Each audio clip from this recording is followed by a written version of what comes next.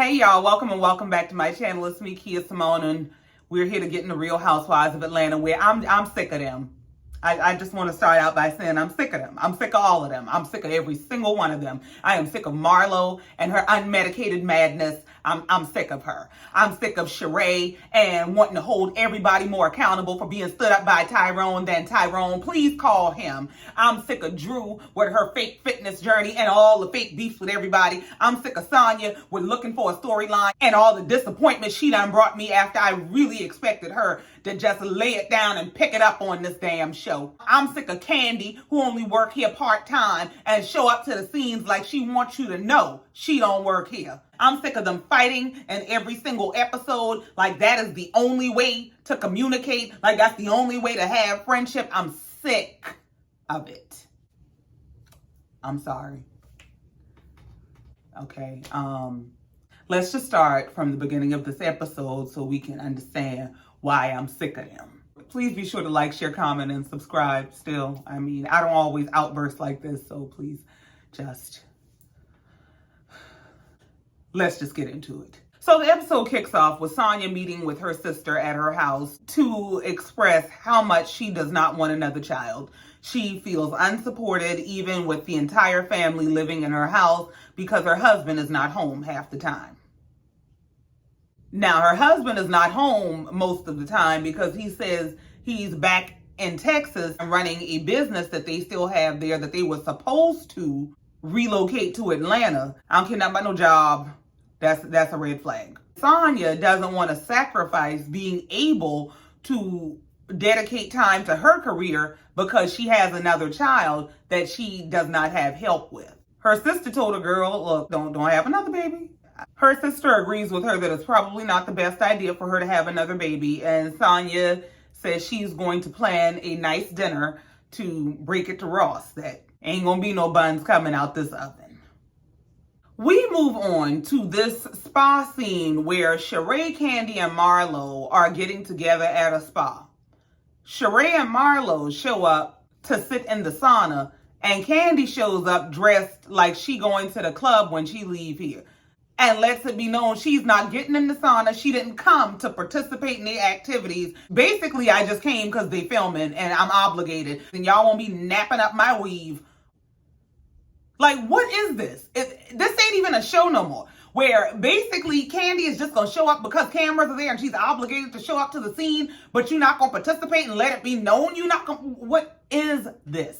So we have to watch them configure how they going to manage this scene because Kandi is not playing along. Marlo and Sheree are sitting inside the sauna. Kandi is sitting outside talking to them, making sure her hair don't poof up. I'm trying to literally figure out why Kandi even agreed to do this scene. It's giving, this is my part-time job and I really don't take this serious. I only came in because y'all called at the last minute and said y'all was short-staffed, so what you want?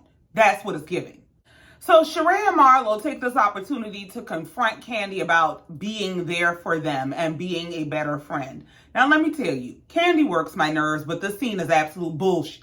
Because how is Marlo, of all people, carrying on about Kandi needs to be a better friend and she needs Kandi to be there for her and she's going through so much with her nephews and her sister and I was in tears the other day and I just need someone to reach out to sometimes. Not when you was just dragging this girl for absolute filth about how she's screwing under her tax bracket 2 episodes ago. Girl, you better go to hell. And Sheree is carrying on about how I expected more from you, Kandi. I needed you to be there for me. Girl, call Tyrone and tell him your expectations. Because this is some bullshit.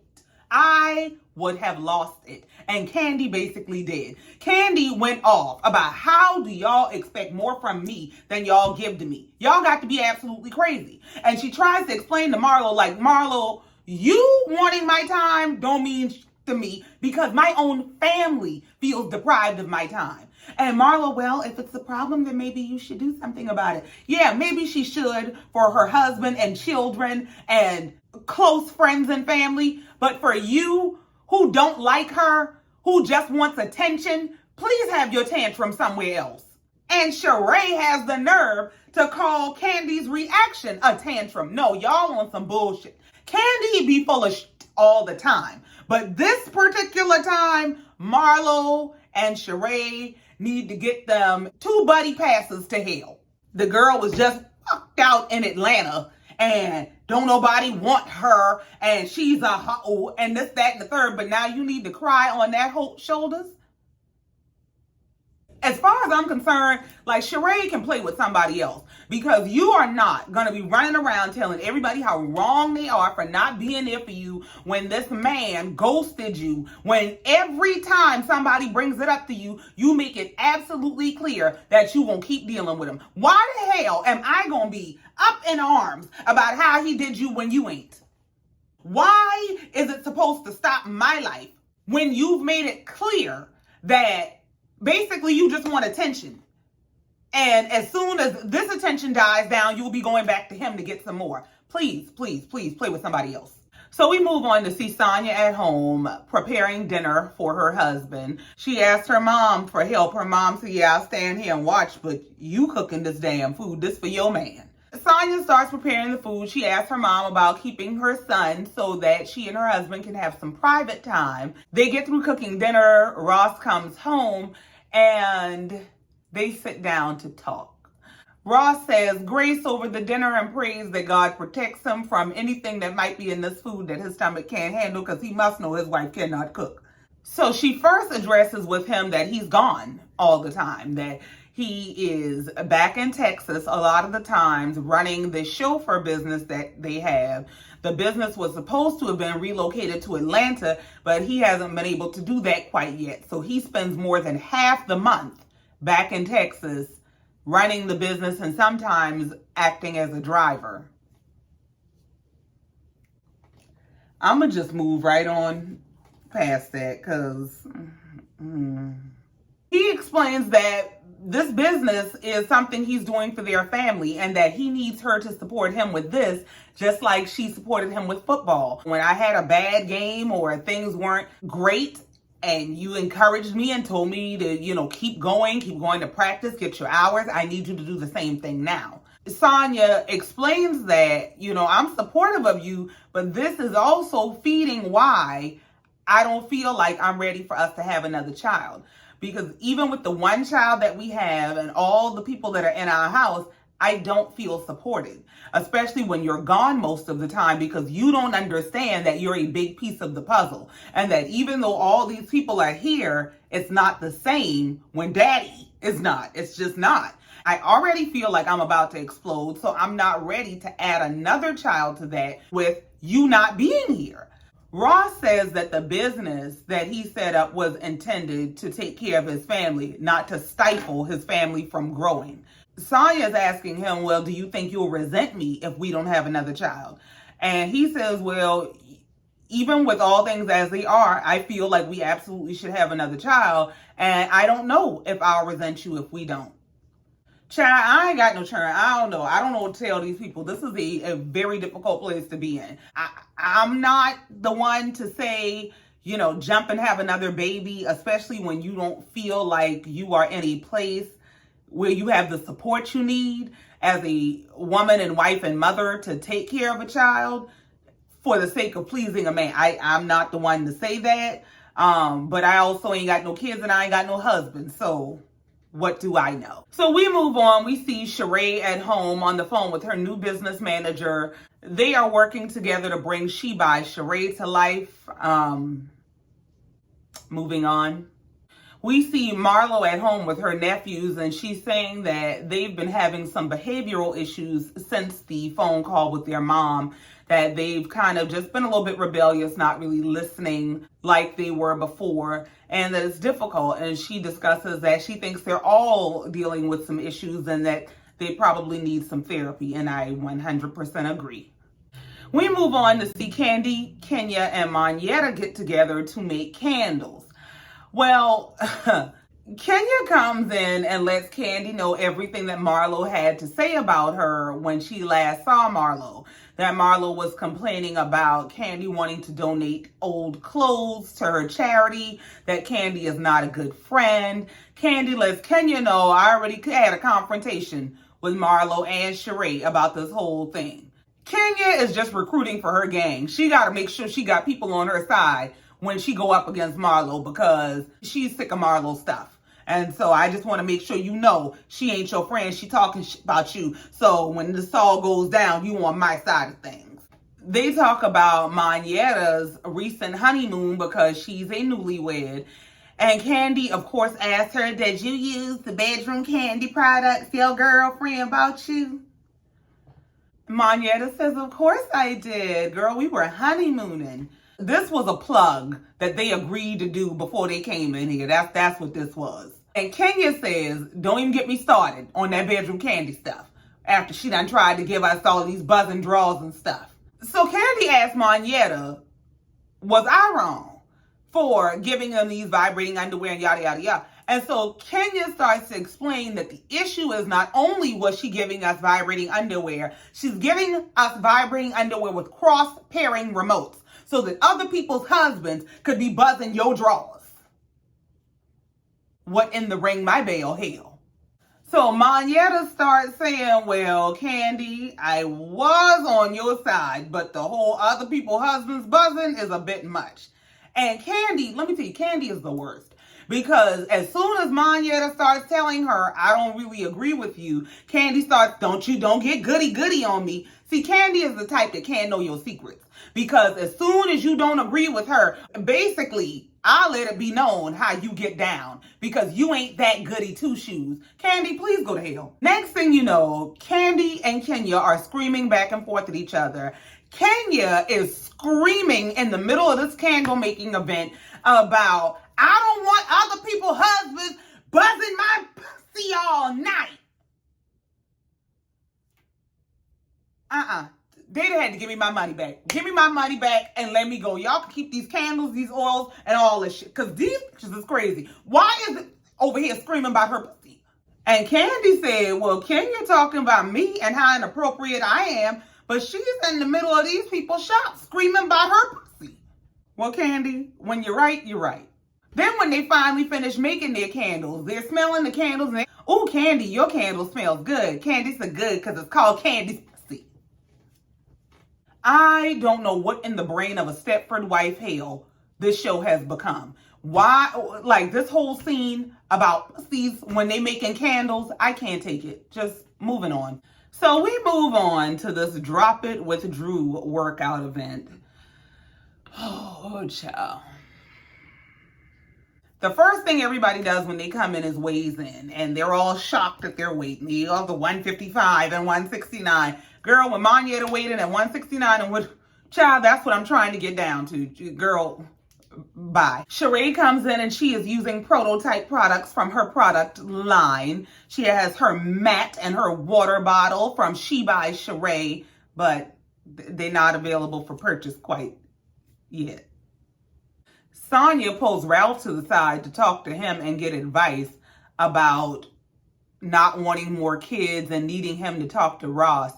First of all, girl, the first rule of engagement is if you don't like me and you got a problem with me, stay out my husband's face. You can't be over here cursing Drew out and calling her all kind of fake bees and don't want nothing to do with her and she's a fake and a fraud, but then want to be friends with her husband. It don't work like that. Secondly, why in the hell do you want marital advice from Wreck-It Ralph? Why? All he gonna tell your husband is to go away for the weekend and come back and tell you he don't know where he was. I don't know why you would ask him. You dealing with Ralph, your husband gonna get his other baby. It just ain't gonna be from you. As the class is starting, Todd gets a phone call. He taps Kandi and they go running out.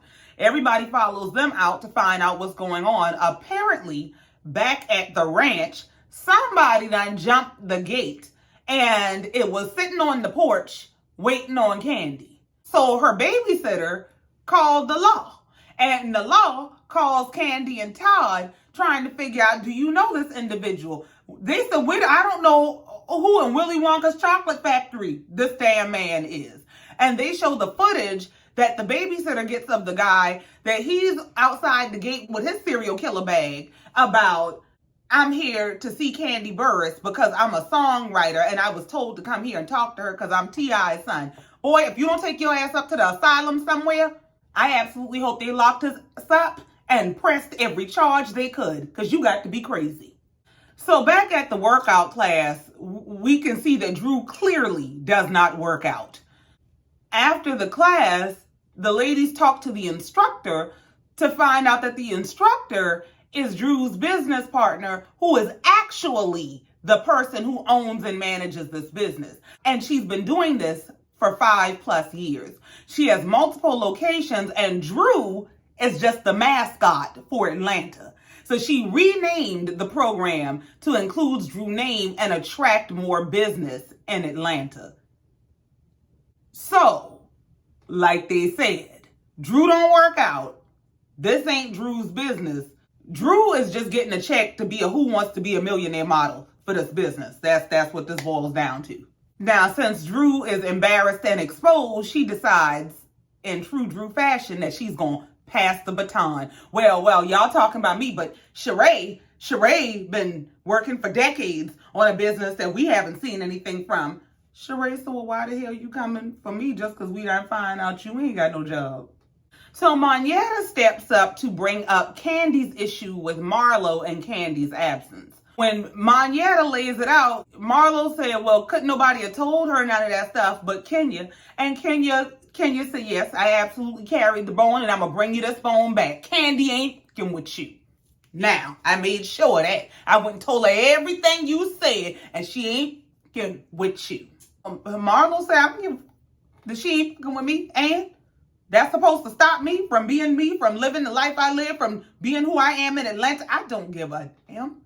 And in response, Kenya starts going off on Marlo on behalf of Kandi. Now, what this is rooted in is Kenya is mad at Marlo. But the thing with Kenya is, rather than just go at Marlo straight up, she has to go at Marlo behind the shield of Kandi so that she can make sure she has somebody else in her corner. But Marlo, in true Marlo fashion, say, hell with that Kandi shield, I'm coming for you. And starts just attacking Kenya like she does. She said, first of all, Kenya, you teach me how to be a friend, since you know so much. Since you so good at being a friend, what happened with Mark? She said, why are you worrying about me and being a friend and you can't keep your husband? She said, worry about that fake butt and your bad makeup and them lips you got done. I said, Lord Jesus. One thing Marlo is going to do is go too far. That's just what she's going to do. So Kenya said, well, Marlo, where's your man? While you worrying about me not being able to keep a man, Marlo said, I don't want one. The difference between me and you is you settled for one who belittled you. Kenya said, yeah, I did, but I got my beautiful baby out of it. What do you have? So next thing you know, Marlo is stepping into Kenya's face. Go tell Mark you're perfect. Why didn't you tell Mark you were perfect while y'all were together? Mark don't think you perfect. Kenya is giving her the hand from the 90s. Get out of my face. Back up out of my face. I said, she better back up out your face. And calling her a ugly, pitiful hoe. I said, okay. They get pulled apart. Kenya finally leaves. Marlo is always talking about somebody don't know how to be a friend, and she's from the South, and so she don't go for certain things. I don't talk about people's mothers and this, that, and the third. And of course, they showed all the clips of her talking about Kenya's mother and everything else below the belt. We see Kandi get back home. Thank God her babysitter and her kids are safe, and she sees the footage of the psycho at the gate.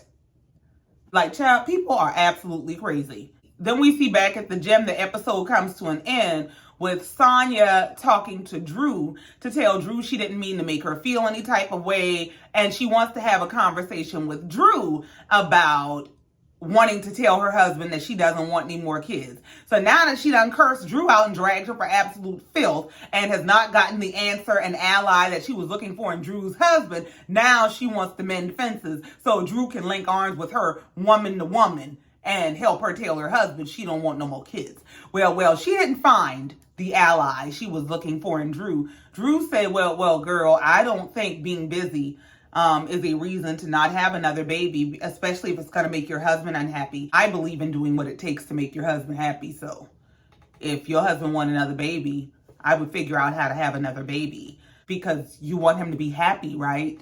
Sonya is looking at her like, bitch, what? Sonya said, but what about my happiness as a woman? What about me wanting to pursue things in my career? What about those things? Drew is looking at Sonya like, you act like you just said something different. You ain't said nothing different, and my answer ain't gonna change. If you're trying to keep your man, you need to give him another baby. Yeah, Sonya, it looks like you're gonna be a one-woman army on this. I ain't giving you no more train. Good luck. We see that next week, Marlo is gonna be meeting with the ladies to talk because she put her nephews out. This is tragic. This whole show has turned into an absolute tragedy. It is not entertaining to see these little boys who are in such traumatic circumstances have it all splattered all over TV and have their aunt be an absolute menace. Like this is a tragedy, and I'm over it. But that's it. That's all. That's where this episode came to an end. I really don't have no more because I'm just not enthused. I'm not interested. I'm not stimulated. I don't know who it is that is feeding the message that this is what we want to see, that we want to see them fight every episode, that we want to hear them talk about pussies every episode, that we want to see black families in distress and trauma every episode. I don't know who it is in the production meetings, in the writing rooms, in the wherevers that have come up with this idea that this is what we want to see, but I, for one, don't. Period, point blank. That's it. That's all. I ain't got no more. Thank you for letting me get that off my chest. And y'all know I love y'all. That's why I love y'all, because y'all be listening to me and letting me get it off my chest. I really, really appreciate y'all. Thank you. Please be sure to like, share, comment, and subscribe if you have not already. And I'm going to go decompress. In the meantime, until next time, you know I love you, and I mean it. Bye.